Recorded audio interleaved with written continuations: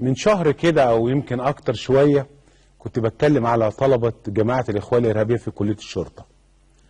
ما كانش عندي شك وانا بتكلم انه الدولة متغيرة، ان الوضع السنة دي غير السنة اللي فاتت تماما. عايز اقول لحضراتكم انه تم فصل النهاردة 40 واحد.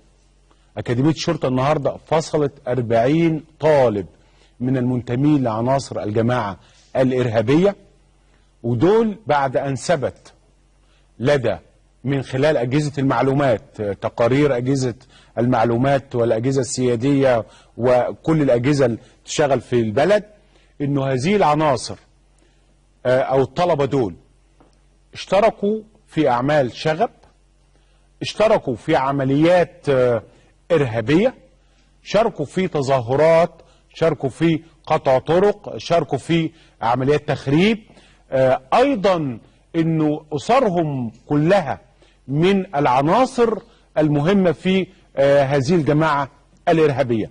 إذا كان هناك حيثيات كثيرة لقرار النهاردة اللي خدته أكاديمية شرطة بفصل 40 من طلاب جماعة الإخوان الإرهابية، وأنا قرار بحيي عليه اللي هو محمد إبراهيم وزير الداخلية، بحيي عليه كل الناس القائمين في أكاديمية شرطة. ليه؟